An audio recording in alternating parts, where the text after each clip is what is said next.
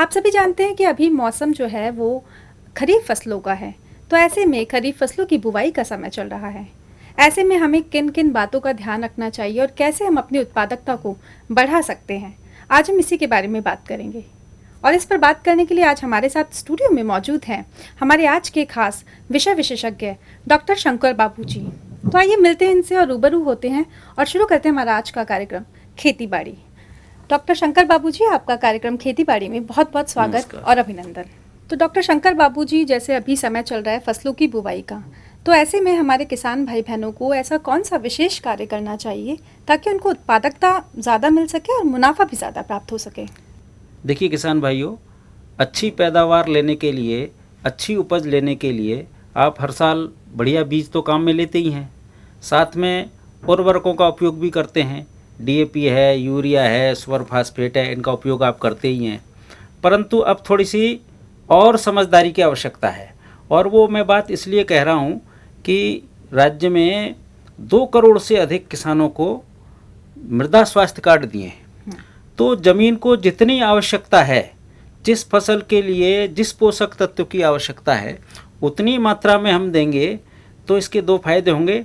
एक तो उपज अच्छी होगी और दूसरी बात, आपका पैसा बेकार नहीं जाएगा। एक और थोड़ी सी समझदारी रखने की आवश्यकता ये है कि डीएपी, यूरिया, इनके उपयोग के साथ साथ अब हमें थोड़ा सा और भी ध्यान देने की आवश्यकता है। जैसे बहुत सारी फसलों में गंधक की कमी है, सल्फर की, और बहुत सारी फसलों में कैल्शियम की कमी हो जाती है, क्योंकि हर साल दर साल हम एक ही फसल उस ज़मीन पर लेते आ रहे हैं। जैसे सोयाबीन वाले क्षेत्र में लगातार हम सोयाबीन की खेती कर रहे हैं, मूंगफली वाले क्षेत्र में लगातार मूंगफली की खेती कर रहे हैं। तो इस कारण से क्या होता है कि इन क्षेत्रों में सल्फर की कमी हो जाती, गंधक की, और इसके कारण से चाहे आपने कितना ही डीएपी, यूरिया ठीक प्रकार से डाला हो, उसका भी पूरा परिणाम नहीं मिलता है। इसलिए अब इस पर ध्यान देने की आवश्यकता है। तो इसमें 2 विकल्प हैं। एक तो यह है कि आप जो तिलहनी और दलहनी फसलें हैं उनमें डीएपी, यूरिया के बजाय यूरिया और सुपर फास्फेट, इनका उपयोग करना चाहिए, क्योंकि सुपर फास्फेट में भी और सल्फर की यानी गंधक की मात्रा होती है। लेकिन इसका एक दूसरा सस्ता उपाय और है, और वो है जिप्सम। तो जिप्सम के उपयोग द्वारा हम गंधक और कैल्शियम दोनों की पूर्ति कर सकते हैं। जी शंकर बाबू, जैसे अभी आपने यूरिया की बात की, सुपर फास्फेट की बात की, इसी में आपने एक बात करी जिप्सम की, कि जिप्सम का प्रयोग करने से जो है उत्पादकता को काफ़ी फ़र्क पड़ता है, उत्पादकता ज़्यादा होती है। तो जिप्सम का उपयोग करने के क्या क्या फ़ायदे हैं और कैसे हमारे किसान भाई बहन जो हैं वो जिप्सम के उपयोग से ज़्यादा लाभान्वित हो सकते हैं, इसके बारे में आप थोड़ा विस्तार से बताइए। जैसा मैंने बताया कि जिप्सम में कैल्शियम और गंधक होता है, तो कैल्शियम लगभग 16% होता है और गंधक की मात्रा 13% होती है। और जिप्सम राजस्थान की दृष्टि से इसलिए महत्वपूर्ण है क्योंकि राजस्थान में जिप्सम बहुतायत से पाया जाता है और बहुत ही सस्ता है अपने यहाँ पर ये। तो कैल्शियम और गंधक का जो योगदान है वो फसलों की उत्पादकता बढ़ाने में तो है ही, लेकिन उनकी गुणवत्ता बढ़ाने में भी है। आजकल हम देखते हैं बाज़ार में कि अच्छी क्वालिटी है, उपज की अच्छी गुणवत्ता है, तो उसके दाम ज़्यादा मिलते हैं। तो उपज तो बढ़ती ही है, साथ में गुणवत्ता भी इसकी अच्छी होती है उपज की। तो इस कारण से तो कैल्शियम का एक फ़ायदा ये है कि कैल्शियम से जड़ों का विकास अच्छा होता है। और आप कहते हैं ना अपन सामान्य भाषा में, भाई इसकी तो जड़ें बहुत मजबूत हैं। तो जिस पौधे की जड़ें अच्छी प्रकार से विकसित होंगी तो वो क्या करता है कि पौधा नीचे ज़मीन में से पानी भी गहराई से सोख लेता है, पानी भी गहराई से प्राप्त कर लेता है, और जो पानी के साथ मौजूद जो पोषक तत्व हैं उनको भी पौधे को उपलब्ध करा देती हैं जड़ें।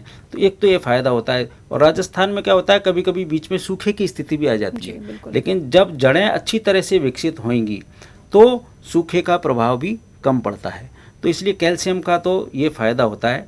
और दूसरा, जैसे जहाँ तक गंधक की बात है, तो गंधक के उपयोग से, और ख़ासतौर से दलहनी फसलें हैं तो उनमें प्रोटीन की मात्रा बढ़ जाती है। और आजकल आपको ध्यान में है जो तिलहनी फसलें हैं उनमें तेल की मात्रा, जैसे सोयाबीन है, अपने मूंगफली है, खरीफ में तिल की फसल है, तो उसमें तेल की मात्रा इसमें दानों में बढ़ जाती है। और इनके दाने बहुत सुडौल और आकार भी बहुत अच्छा होता है, देखने में दाने बड़े आकर्षक लगते हैं। तो इस प्रकार से गंधक और कैल्शियम दोनों ही और इससे मिल जाते हैं जिप्सम के द्वारा। और जैसे इसके आपने लिए जिप्सम की मात्रा का जिक्र किया, तो हमारे किसान भाई बहनों को जिप्सम की कितनी मात्रा जो है मिलानी चाहिए फसलों को देने के लिए? देखिए, जिप्सम की काफ़ी कम मात्रा यानी केवल 250 किलो प्रति हेक्टेयर। अब देखिए, एक बैग में यानी एक कट्टे में 50 किलो जिप्सम आती है, तो एक हेक्टेयर यानी उसके लिए 5 बैग की आवश्यकता होती है, लगभग 1 बीघा में 1 कट्टा। और इसके लिए सरकार ने बहुत अच्छी व्यवस्था किसानों को उपलब्ध करवाने के लिए की है। तो शंकर बाबू जी, जैसा आपने बताया कि सरकार ने भी जिप्सम को उपलब्ध कराने के लिए किसानों के लिए व्यवस्था की है, तो ऐसी किस तरह की व्यवस्था की है और क्या सरकार इसके लिए कोई अनुदान देती है या सस्ती दर पे जिप्सम को उपलब्ध कराती है? इसके बारे में आप थोड़ा सा हमारे किसान भाइयों को बताइए। किसान भाइयों, सरकार द्वारा यानी कृषि विभाग द्वारा किसानों को जिप्सम 50% अनुदान पर उपलब्ध करवाया जा रहा है। और इसकी उपलब्धता आपके जो पड़ोस की क्रय विक्रय सहकारी समिति है या ग्राम सेवा सहकारी समिति है, वहाँ पर इसकी उपलब्धता करवाई जा रही है। और ये मैंने बताया 50 किलोग्राम के बैग में उपलब्ध है। तो इसकी दर जो है, वैसे तो जिप्सम की कीमत है वो तो सब समान है, परंतु दूर दराज के क्षेत्रों में चूँकि नागौर और हनुमानगढ़ में जिप्सम निकलता है, तो वहाँ से इसके साथ ट्रांसपोर्टेशन का यानी परिवहन का खर्चा बढ़ जाता है। इसलिए अलग अलग जिलों में इसकी अलग अलग दर है परिवहन की दूरी के हिसाब से। तो 140 रुपये से लेकर के लगभग 190 रुपये तक अलग अलग जिलों में इसकी दर है। इसके लिए आप ये परिवहन की दर है? हाँ जी। नहीं, ये परिवहन की दर नहीं है, ये कुल जिप्सम के एक बैग की दर बता रहा हूँ मैं आपको। अच्छा। एक बैग की दर 140 रुपये से लेकर के 190 रुपये तक है, अलग अलग जिले के हिसाब से। तो अपना जो कृषि पर्यवेक्षक हैं जो कि आपके नज़दीकी में रहते हैं, उनसे अपन दर की जानकारी भी कर सकते हैं और क्रय विक्रय सहकारी समिति या ग्राम सेवा सहकारी समिति से और जिप्सम प्राप्त कर सकते हैं। अब सवाल आता है कि जिप्सम डालें कब जी? तो इसका सही समय जो है, वैसे तो आखिरी जुताई के समय है यानी बुआई से पहले, और बुआई के समय भी हम डाल सकते हैं इसको। ठीक है। तो और उसके डालने का जो तरीका होता है वो क्या तरीका? डालने का तरीका बिल्कुल सीधा सा है, आपको जिप्सम खेत में बिखेरना है, बिखेर करके और तुरंत बुआई कर दें। या बुआई से पहले जुताई अगर अपन करना चाहते हैं तो उस समय अपन डाल सकते हैं इसको। तो जैसा मैंने बताया 250 किलोग्राम जिप्सम 1 हेक्टेयर के लिए पर्याप्त रहती है। अब कुछ जगह क्या है कि जैसे मूंगफली की बुआई कर दी कुछ किसान भाइयों ने जी, या सोयाबीन की भी बुआई जैसे कुछ क्षेत्रों में कर दी हो, तो बुआई के बाद भी शुरुआती 10-15 दिन तक हम निराई गुड़ाई के समय भी इसको डाल सकते हैं और उसके बाद सिंचाई कर सकते हैं। और अभी चूँकि मानसूनी बरसात भी आने वाली है, तो उस समय आप जो है इसकी बरसात से पहले निराई गुड़ाई के समय जो है इसको डाल दें, तो वही पूरा फायदा इसका अपने किसान भाइयों को मिल जाता है। डॉक्टर शंकर बाबू जी, कार्यक्रम के शुरुआत में आपने सूक्ष्म पोषक तत्वों की भी बात की थी, तो उसके बारे में खुलकर हमारे किसान भाइयों को बताइए कि सूक्ष्म पोषक तत्व आखिर क्या होते हैं? देखिए, सूक्ष्म पोषक तत्व वो तत्व होते हैं जिनकी आवश्यकता बहुत कम मात्रा में होती है फसलों के लिए, परंतु वो बहुत महत्वपूर्ण होते हैं जी। जैसे 2 पोषक तत्व ऐसे हैं, फास्फोरस और जिंक, यानी जिसको जस्ता कहते हैं जी। तो डीएपी से फास्फोरस तो मिल जाता है, सुपर फास्फेट से फास्फोरस भी मिलता है, लेकिन अगर जिंक की उपलब्धता नहीं होगी, है ना, तो फास्फोरस भी नहीं मिलेगा, या फास्फोरस अधिक मात्रा में होगा तो जिंक की उपलब्धता कम हो जाएगी। इसलिए इनका संतुलन बहुत ज़रूरी है। इसलिए मैंने शुरुआत में उल्लेख किया था कि राज्य में 2 करोड़ के लगभग किसानों को मृदा स्वास्थ्य कार्ड दिए गए हैं। जब उनको अपन देखते हैं, यानी मृदा स्वास्थ्य कार्ड का किसान भाई अध्ययन करते हैं, तो उनको ध्यान में आता है कि राजस्थान में लगभग 50% जो मिट्टी है किसानों की, उसमें या तो जिंक की कमी है या आयरन यानी लोहे की कमी है। तो इनके कारण से क्या है, हम डीएपी यूरिया जितना डाल रहे हैं उसका भी लाभ नहीं मिल पाता है। इसलिए अब किसान भाइयों को इस पर भी ध्यान देने की आवश्यकता है। तो जैसे हमारी मिट्टियों में सामान्यतः ये देखने में आया है कि भाई जो मिट्टी का पीएच मान है, क्योंकि मृदा स्वास्थ्य कार्ड में एक तो होता है ईसी, एक पीएच मान, एक जैविक कार्बन, ये मृदा स्वास्थ्य कार्ड में ऊपर लिखे होते हैं तीनों। तो सामान्यतः हमारी मिट्टी मिट्टियों का जो पीएच है, राजस्थान की मिट्टियों का ज़्यादातर मिट्टियों का पीएच मान 7.5 से ज़्यादा है, जबकि वो 7 के आसपास होना चाहिए। तो 7.5 और 8 और कई जगह तो 8 से भी ऊपर है। तो ऐसी मिट्टियाँ जिनमें पीएच मान 7.5 से ज़्यादा है और 8 और उसके आसपास है, तो वहाँ पर जिंक और आयरन की कमी हो जाती है, यानी इन सूक्ष्म तत्वों की कमी हो जाती है। तो इनको हमको थोड़ी अलग से देना पड़ता है, तभी हमारी जो फसल में हमने जितने भी जो अच्छा बीज डाला है, जो खाद डाला है, उसका जो है परिणाम तभी मिल पाता है जब हम सूक्ष्म तत्व भी उपयोग करेंगे। तो किसान भाइयों से मेरा आपसे अनुरोध है कि इस ओर थोड़ी सी जागरूकता और ध्यान देने की आवश्यकता है। मतलब पहले मिट्टी को जांच लें डालने से पहले। तो मिट्टी की जांच पहले करवाई हुई है। जी। मृदा स्वास्थ्य कार्ड सामान्यतः बहुत सारे किसानों को अपन ने दिए हुए हैं जी। कृषि विभाग ने, तो उसको थोड़ा एक बार देख लें तो उससे भी उनको एक पता लग जाएगा। और सामान्य रूप से भी पीएच का ही अगर अपन अध्ययन कर लेंगे, पीएच ही देख लेंगे भाई उसमें पीएच मान 8 के आसपास है, तो उसमें तो ये जिंक और आयरन डालना ही है अपने को। और देखिए बहुत सस्ते आते हैं, करीब 40 रुपये किलो जिंक आता है। इसी हिसाब से एक फेरस सल्फेट जो हरा कसीस जिसको बोलते हैं वो आता है। तो इसको डालने का तरीका जो है बहुत आसान है। इसको 2 प्रकार से अपन डाल सकते हैं। जिंक का उपयोग या फेरस सल्फेट का उपयोग 2 प्रकार से डाल सकते हैं। एक तो मृदा स्वास्थ्य कार्ड में बताई गई मात्रा के अनुसार से, और 20 से 25 किलो प्रति हेक्टेयर, है ना। बुआई के समय अपन ऊर करके डाल दें, ठीक है, या ऐसे ज़मीन में मिला दें तो वो भी उपलब्ध हो जाएगा। पर जहाँ क्षारीयता की समस्या है, जहाँ मिट्टी क्षारीय है, अपन मिट्टी की जांच में अपन बताते हैं पीएच का तापमान ज़्यादा है, तो वहाँ उन मिट्टियों में ऐसा करना चाहिए कि जो फसल करीब 1 महीने की हो जाती है उस पर उस समय और पत्तियों पर छिड़काव करना चाहिए पानी में घोल करके।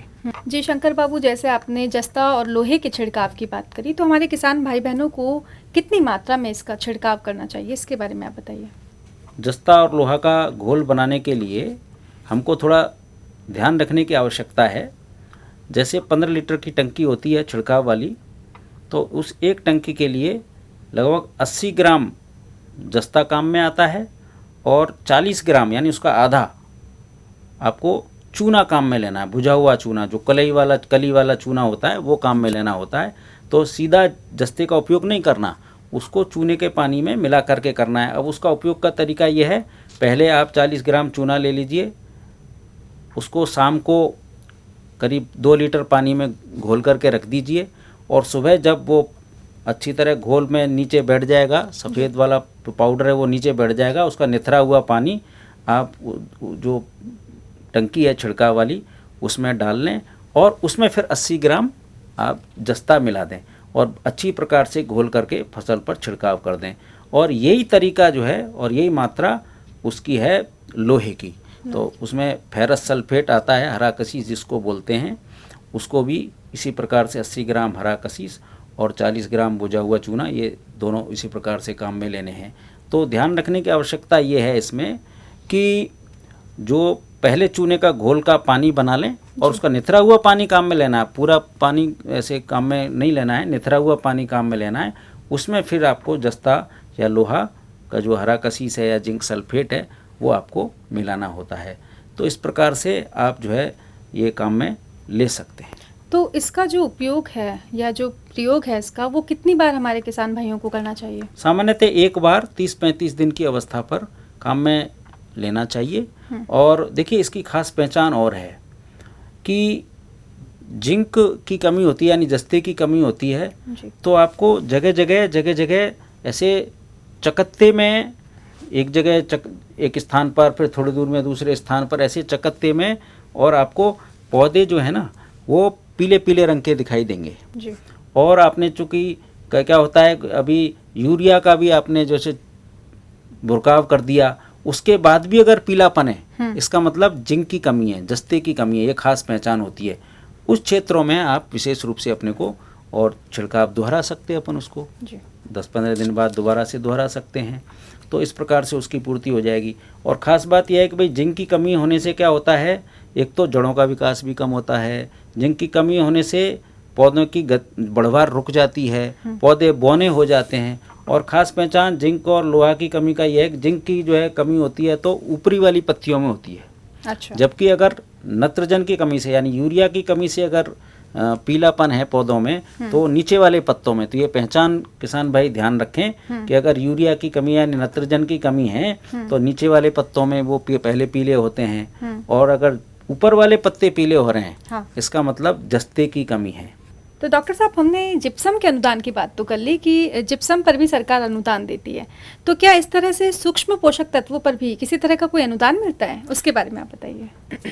किसान भाई, इस बार माननीय मुख्यमंत्री जी ने अपनी बजट घोषणा में ये कहा था कि हम किसानों को 1 लाख किसानों को और सूक्ष्म पोषक तत्व हैं उसके किट उपलब्ध करवाएंगे। तो इसी घोषणा के दृष्टिगत और राज्य के 1 लाख किसानों को सूक्ष्म पोषक तत्वों के किट 90% अनुदान पर उपलब्ध करवाए जा रहे हैं, यानी अधिकतम अनुदान लगभग 1000 रुपये प्रति कृषक। ये व्यवस्था सरकार ने की है। तो अभी जिलों में ये किट पहुंच गए हैं और हमारे विभाग के जो कृषि पर्यवेक्षक हैं, सहायक कृषि अधिकारी हैं, उनके माध्यम से ये किट वितरित करवाए जा रहे हैं। और जैसा मैंने बताया, बहुत सस्ती दर पर जिंक सल्फेट या फेरस सल्फेट बाज़ार में भी उपलब्ध है, वहाँ से भी किसान भाई विक्रेताओं के यहाँ से ले सकते हैं। लेकिन खरीदते समय ये ज़रूर ध्यान रखें, बिल ज़रूर लेवें, ताकि आपको जब बिल लेते हैं तो दुकानदार एक तरह से ये सुनिश्चित करता है कि आपको एक गुणवत्ता वाला उत्पाद दे रहा है ना, ये ध्यान रखना चाहिए। और जिप्सम आप क्रय विक्रय सहकारी समिति या ग्राम सेवा सहकारी समिति से जब खरीद रहे हैं तो मेरा एक और अनुरोध है किसान भाइयों से कि आप थोड़ी ज़्यादा मात्रा में खरीद लें, क्योंकि 250 किलोग्राम प्रति हेक्टेयर के हिसाब से तो आपको फसलों में डालना है, और 2-4 बैग ज़्यादा खरीदेंगे तो उसका फ़ायदा ये होगा कि आप जब वो सुपर कंपोस्ट, कई बार घर पे कंपोस्ट बनाते हैं, गोबर कूड़े कचरे से जो खाद बनाते हैं, उसमें भी जैसे एक परत आपने गोबर की लगा दी, फिर कूड़े कचरे की लगा दी, फिर उसमें थोड़ा सा जिप्सम डाल दिया, फिर कूड़े कचरे की परत लगा दी, फिर गोबर की लगा दी। इस प्रकार से तो आपका जो खाद होगा उसमें फिर प्राकृतिक रूप से ही यानी आपके कैल्शियम और गंधक की मात्रा उपलब्ध होगी आपकी फसलों के लिए। तो अगले आने वाली फसल में भी आप बहुत गुणवत्ता युक्त खाद काम में ले सकेंगे। तो इस प्रकार मतलब जो साधारण खाद हम बना रहे हैं अपने घर में, तो उसमें भी हम जिप्सम का इस्तेमाल कर सकते हैं? बिल्कुल जी। तो डॉक्टर साहब, जैसे आपने बताया कि किसान अगर मान लीजिए जिप्सम को अपने खेतों में डालता भी है या डाल लेता है, तो उसको कितना अनुमानित जो है फ़ायदा मिलता है और उसकी उत्पादकता कितनी बढ़ती है? इसके बारे में आप बताइए। देखिए किसान भाइयों, 250 किलोग्राम जिप्सम पर लगभग 700 से 1000 रुपये का खर्चा आता है, अलग अलग ज़िलों में अलग अलग दर के हिसाब से। और वैज्ञानिकों का ये मानना है कि इससे लगभग 8 से 10% उपज में बढ़ोतरी होती है। यानी सीधा सीधा हिसाब लगाएं अपन, मूंगफली है, सोयाबीन है, या तिल वाली जैसे तिल की फसल है, तिलहनी जो भी, तो तिलहनी फसल है, या दलहनी फसल है, मूंग है, उड़द है, मोठ है, इनमें 8 से 10% की वृद्धि होती है उपज में। तो इसके हिसाब से लगभग 1.5 से और 3000 रुपये का फ़ायदा होता है। यानी सीधी सी बात यह है कि आप 1 रुपये खर्च कर रहे हैं तो 2 से 3 रुपये का आपको फ़ायदा उसमें होता है। तो डॉक्टर साहब, आप हमारे कार्यक्रम में आए और आपने ढेर सारी जानकारियाँ हमारे किसान भाइयों को दी। आपने जिप्सम की उपलब्धता के बारे में बताया, उसके उपयोग के बारे में बताया, और सरकार किस तरह से उस पर अनुदान दे रही है इसके बारे में बात की। साथ ही साथ आपने बात करी सूक्ष्म तत्वों के बारे में। तो इतनी सारी ढेर सारी जानकारी आपने हमारे किसान भाइयों को उपलब्ध कराई, उसके लिए आपका बहुत बहुत धन्यवाद। नमस्कार।